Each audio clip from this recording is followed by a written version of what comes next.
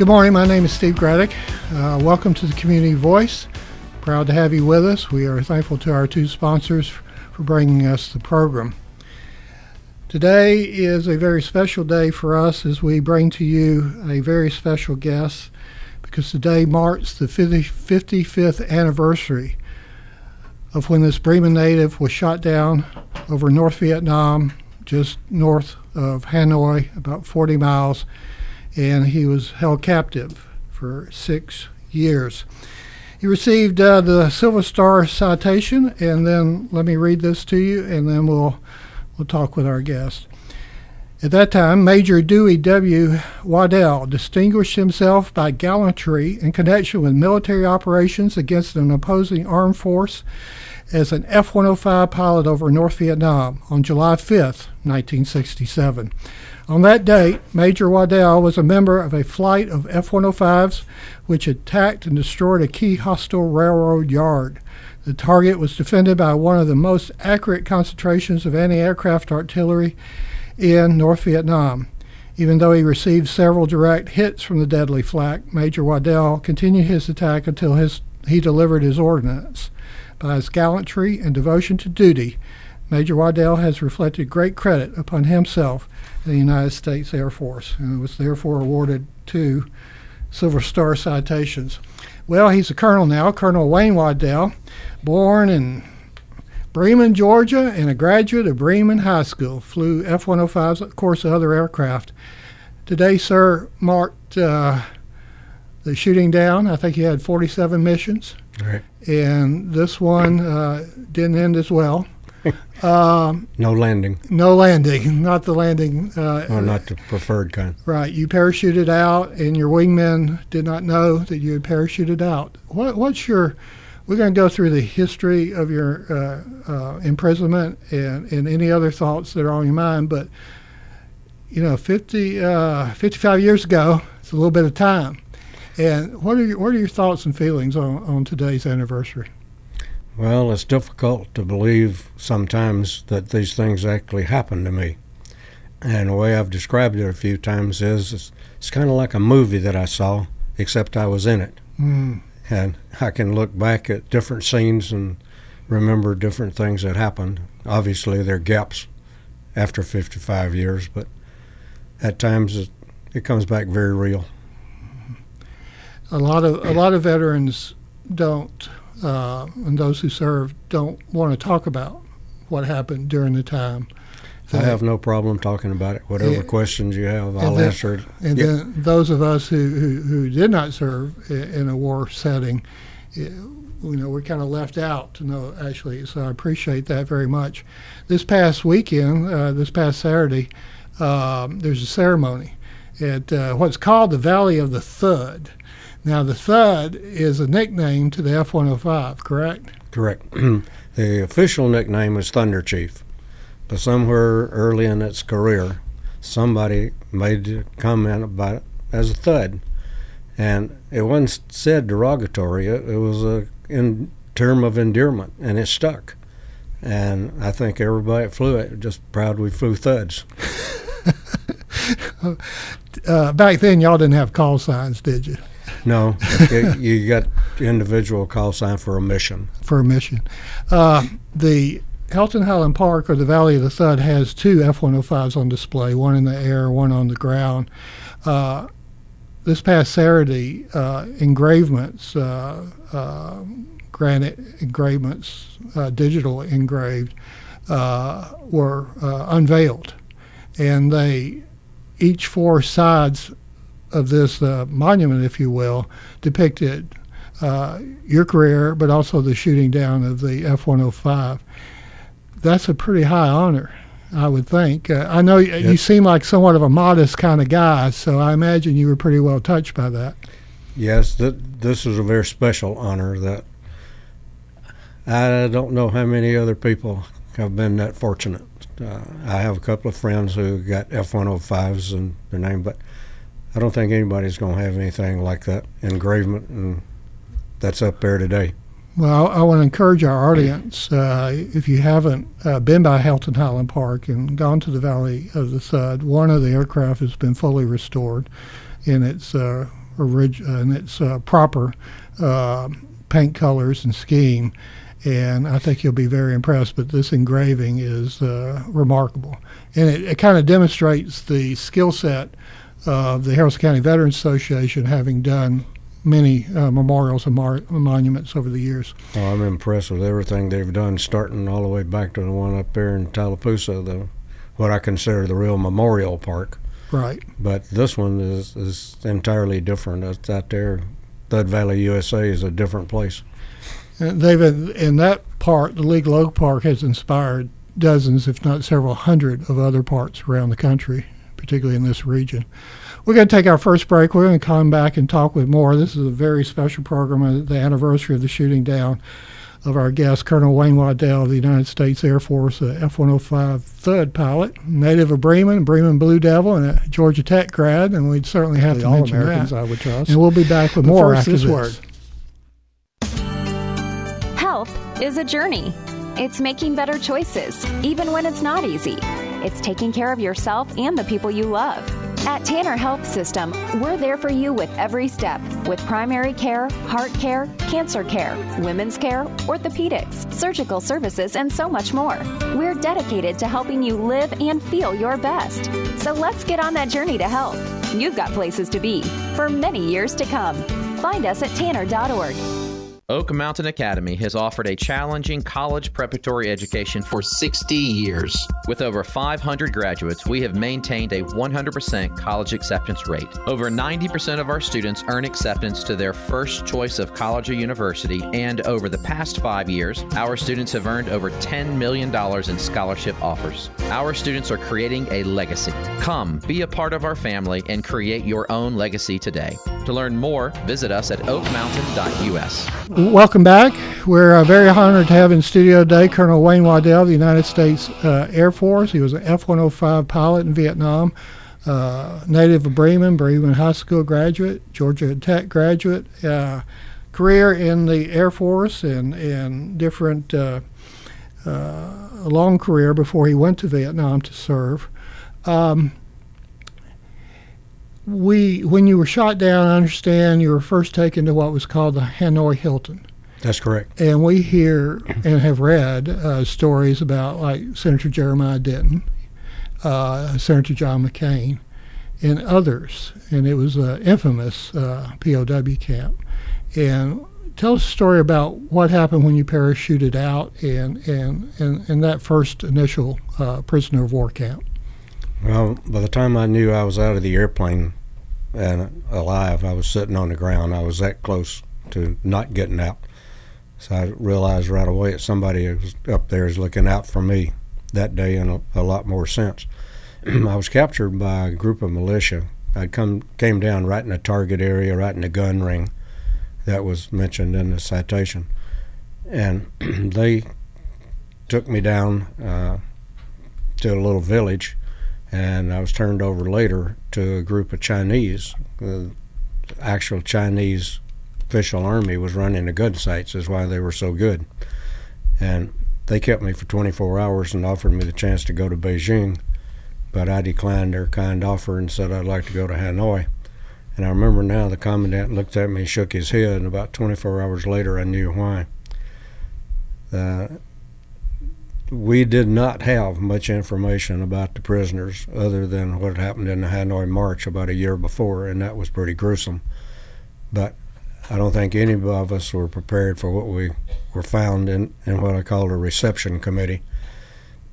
Code of conduct tells us that, well, first the Geneva Convention, we can tell name, rank, serial number, date of birth. And the Code of Conduct says we'll avoid answering further question to the best of our ability.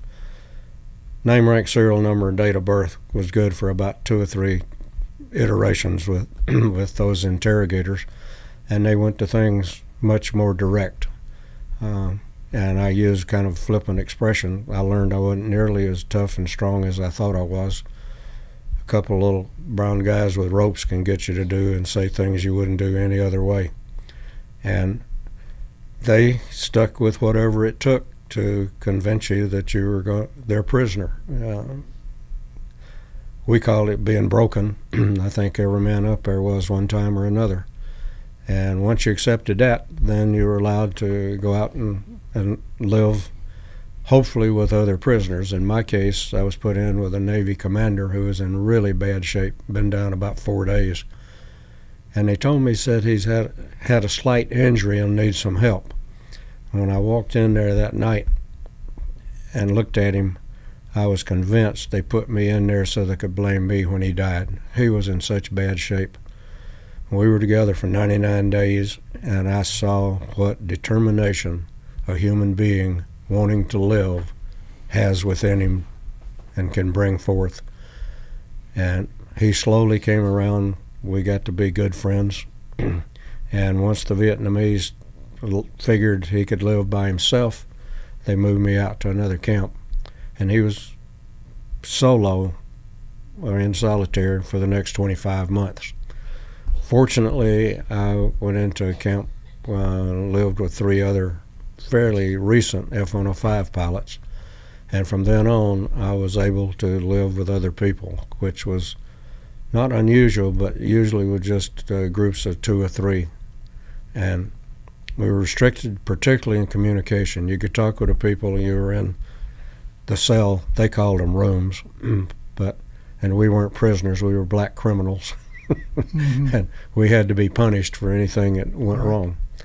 But I managed to not get caught in their jugulations, as they called them, and I managed to live with somebody the entire time.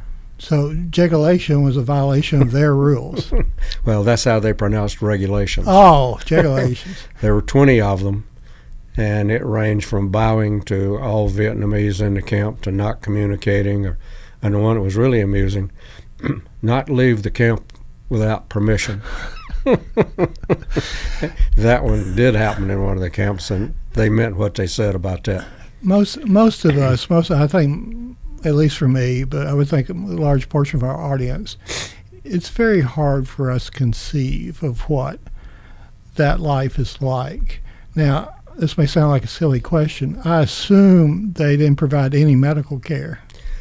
It was very limited, but also very difficult sometimes to explain. The worst thing I ever had was I had strep throat after about 2 years there, and I got one sulfa pill. There were guys that came in with broken legs or arms. One guy with a broken ankle, he hobbled around on a crutch with that.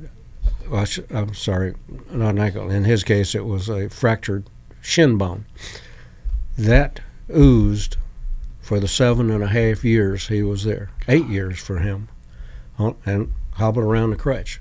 I had another friend, a 105, broke both legs ejecting. They took him to the hospital, put pins down his legs. He recovered. When he came home, the doctor examined him, said we couldn't have done a better job here. Really? It was very pragmatic, I guess, be the way to describe it. What was the?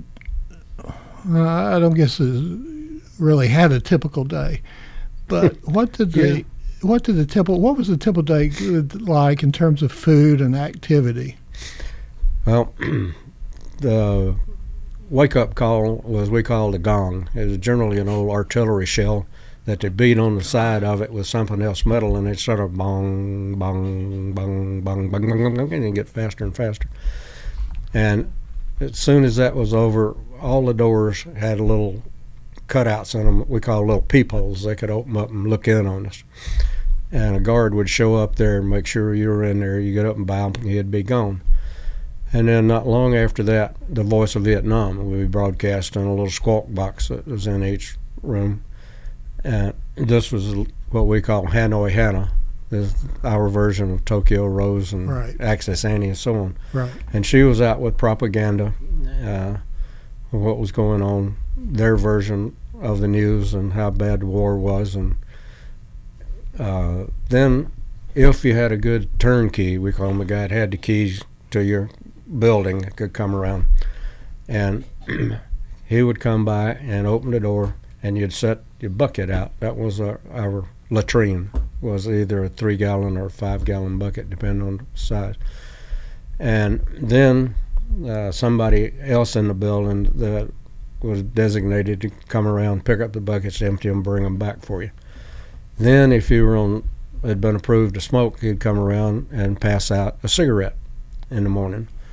And then if he was a good turnkey, he would come back around and open the door, and you'd be able to get out and go to a bath area. The water level there was probably 3-4 feet at most, and you could almost reach down and get a bucket of water and throw on yourself.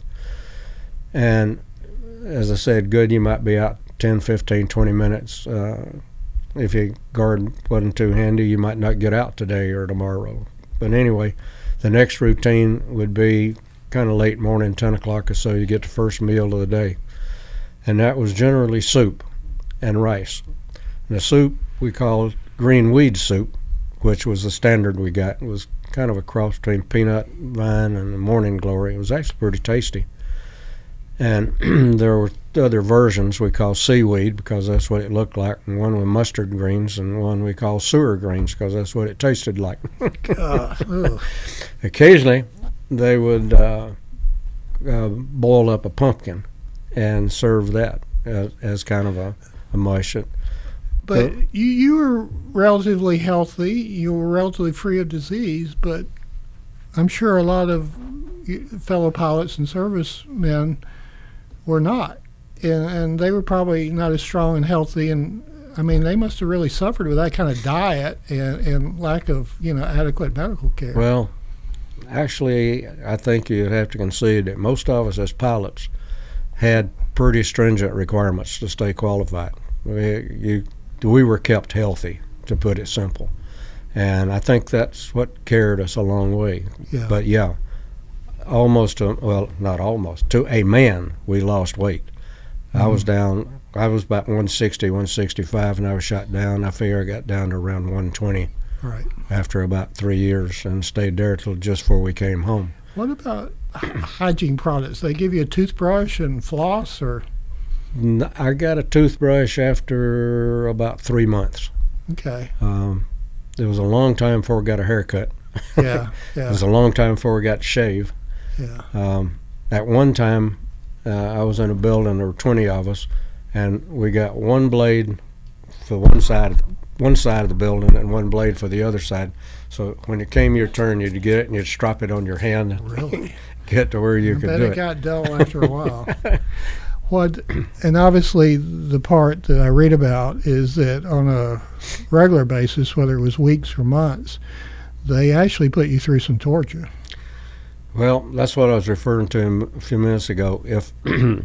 If you got caught in one of these jugulations, they would pull you out and explain to you what you'd done wrong and what your punishment was going to be. That was their term, punishment.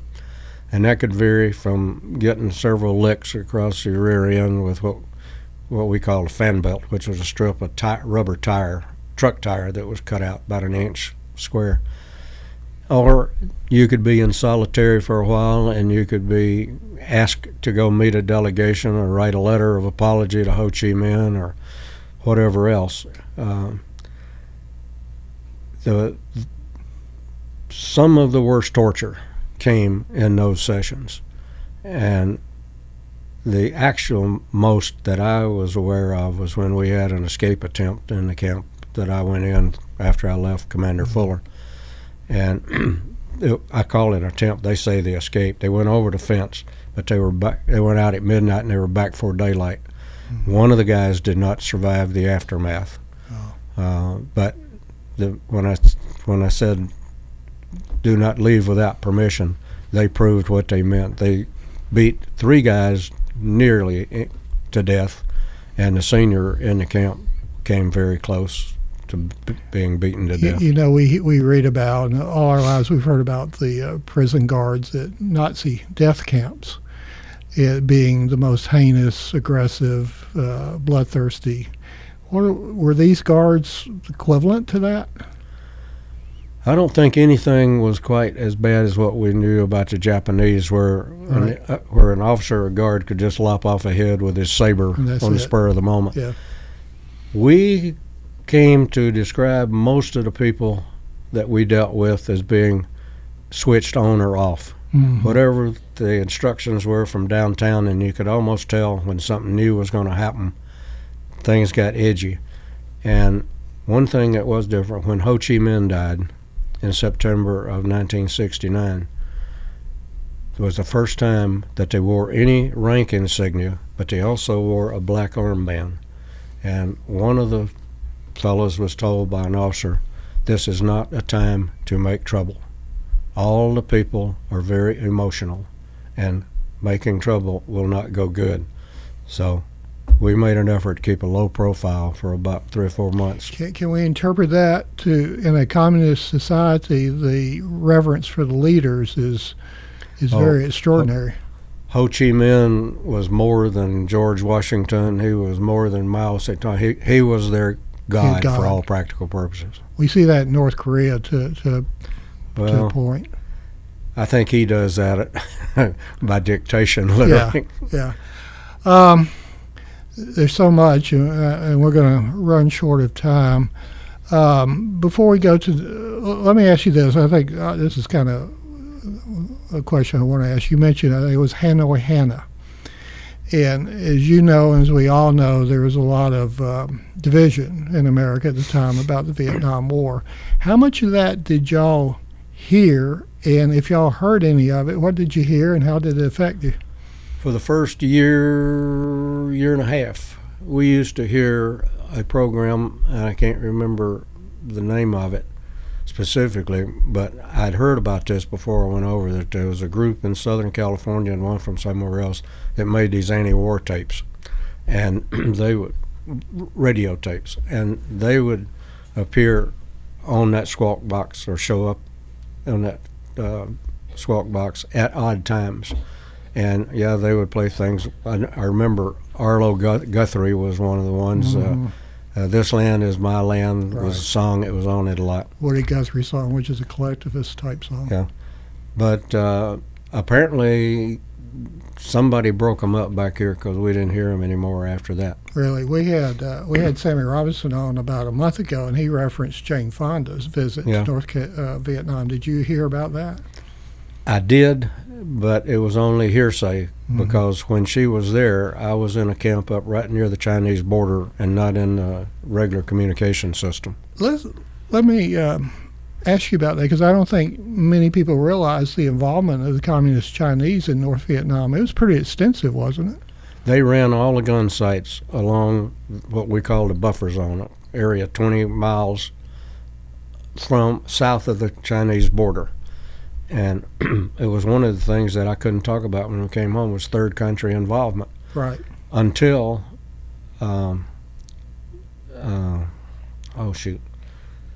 their leader came over here during the Carter administration, and he told them at the time that they had 300,000 men down there assisting their brother Vietnamese. And that, of course, they went to war with their brother Vietnamese a few years later. Right. But yeah, it was all a communist effort, and Vietnamese were only able to do what they did thanks to the Chinese and the Russians. Yeah, and if the Chinese and the Russians hadn't been there, things would have turned out differently. I think so, and I think if we'd have challenged them earlier in the game, the Russians had stayed out. Yeah, we can also kind of look back on Korea, same viewpoint. We're gonna have to take our second break. And we'll be back with more in this very special edition of the Community Voice with Colonel Wayne Waddell of the United States Air Force. Health is a journey. It's making better choices, even when it's not easy. It's taking care of yourself and the people you love. At Tanner Health System, we're there for you with every step, with primary care, heart care, cancer care, women's care, orthopedics, surgical services, and so much more. We're dedicated to helping you live and feel your best. So let's get on that journey to health. You've got places to be for many years to come. Find us at tanner.org. Oak Mountain Academy has offered a challenging college preparatory education for 60 years. With over 500 graduates, we have maintained a 100% college acceptance rate. Over 90% of our students earn acceptance to their first choice of college or university, and over the past 5 years, our students have earned over $10 million in scholarship offers. Our students are creating a legacy. Come, be a part of our family and create your own legacy today. To learn more, visit us at oakmountain.us. Good morning. Welcome back to the Community Voice. Very honored to have in studio with us Colonel Wayne Waddell of the United States Air Force. You may notice that our studio settings are different. This was a program that we recorded a little bit earlier, but we certainly want to acknowledge that Tuesday, July 5th, is 55th anniversary of Colonel being shot down in North Vietnam, north of Hanoi. And I there's so much I want to ask you, but we're going to kind of move on to different topics. In this day and time, in 2022, when we meet a veteran or talk to a veteran, we often say, "Thank you for your service." In your case, that seems wholly inadequate. Mm-hmm. But you strike me as somewhat of a modest guy, and you make a point, and I want to let you emphasize that while you were in the prison camps for 6 years, we lost 58,000 men and some women in Vietnam. They didn't come home. Mm-mm. To keep everything in perspective, we need to remember that, do we not? That's right. I have a lot of friends whose names on that big black wall up in D.C., and a lot of pilots, airmen from Air Force, Navy, and Marine Corps are on that wall unnecessarily, in my opinion, because the way the war was handled. It was... They wouldn't let the military run the war is what it amounted to. I think when Sammy was on, and I've heard before, that really the military didn't lose any battles. Mm-mm. It was the people in Washington and, of course, the culture at large that questioned the war. Well, I'll stick my neck out and say Walter Cronkite lost that war. Yeah. When he came over there in his brilliance as a military strategist and said that the U.S. couldn't win, because as we've learned since, Vo Nguyen Giap, who was head of the North Vietnamese military, admitted that they were ready to quit until he said that. Mm-hmm. And that was actually, in modern times, that was the beginning of those who criticized the national media. And at that time, the trust for the national media was extremely high, mm-hmm. unlike today. And so it had a huge impact. It had, I mean, it really, I agree with you totally. It really did. It put the stamp of approval on the anti-war effort, without a doubt. And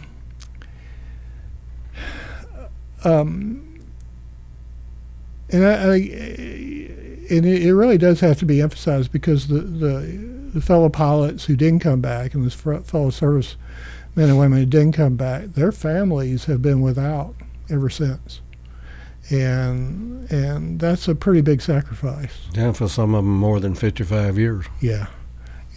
Now I understand, and I do want to. We're going to run out of time, but I do want to emphasize that point about the communist Chinese in third countries, because most are not aware of all of that. We shouldn't lose sight of the fact they are not our friends. Right, exactly. Only because they can sell us things. With that in mind, what do you tell when you have an opportunity to speak to a 20-something, a 23, 25-year-old, or an 18-year-old who, were born after 9/11 even, or that was the only thing they really understand? What kind of message do you try to convey to the very youngest among us? Well, picking up on what you said about trusting the media, I would encourage them to find other sources of information, not rely on what we call the mainstream. and look for all the good in this country and what it can mean to them and their future, and try to live up to what has been provided for them. In what I read, you've spoken about the need to uphold our traditions, and our finest tradition is the right to live in freedom. And in this day and time, we hear a lot about equity, and we hear a lot about equal opportunity. But if you don't have freedom, there's no way you're going to have either. The other are immaterial. Yeah, and I mean, speak to that for just a moment, because the word freedom is kind of, I won't say passé, but it doesn't get the to be able to live in freedom means you can live your dreams, you can be all you can be, you can exercise your God-given rights. It just it needs to, again, talking to about 20-somethings or 20-year-olds or whatever, it seems like they need to hear that message. Well, one of the cliches about freedom is you don't appreciate it unless you lose it. Yeah, yeah. Now, I understand you've returned to visit Vietnam. What did you find, and what kind of emotions did you have when you returned? Well, the first time I was looking forward to it. Some of my friends had been back and assured me it was okay. But unfortunately for me, we flew in from Bangkok at fairly low altitude, and it was like going back in on a bum run, and we landed at a former MiG base. In fact, they were still out there in the revetments. But once I started mixing and mingling with the people, I realized that it had changed. They were still very definitely communist, but it wasn't as bad as I had considered it could be. The last time we went, it was difficult to believe I was in Vietnam. The young people speak English, they wear Western clothes. Menus and restaurants are in English. They played big band music. Now, what part of Vietnam have you visited? From Hanoi to all the way down to the Delta. Really? Wow. How many visits did you make? Made those 2 long trips. Yeah. And then we made a short trip of a couple of nights separately from Bangkok. And then we stopped into Saigon one day on a cruise. I'm planning to go back in February, go into Saigon a few days, and then get on a riverboat and go up to Mekong to Phnom Penh. And then we'll fly to Hanoi for a few more days. And the payoff is we'll fly out of Hanoi on the 4th of March, 1973, 50 years to the day we did it before. Mm-hmm. Yeah. Tell us about that day, and that's how we'll wrap up the program. That was a very incredible day when you were released and when you flew home to America. It was. And when, as I've said several times, we walked out on the ramp, and there's that big, nice C-141 with the United States Air Force and the United States flag. And there were some tight throats and watery eyes from hardened criminals for a little while. Mm-hmm. And when I climbed up the ramp of that C-141, I knew that it was built in Marietta, Georgia. I knew I was headed home. I could smell the red clay in North Georgia. Yeah. Red clay can be beautiful. Thank you, sir, for coming in. This has been a special for me. Quite an honor to be able to speak to you for the Community Voice Time. Well, thanks for having me. And, good things come out of Bremen, Georgia. Yeah, occasionally. Amen. Occasionally. Amen. And God bless America. Amen. God bless. Thank you for listening to the Community Voice here on this Tuesday. And we're grateful to our sponsors. Go out and make it a great day. You're in tune to WLBB Carrollton.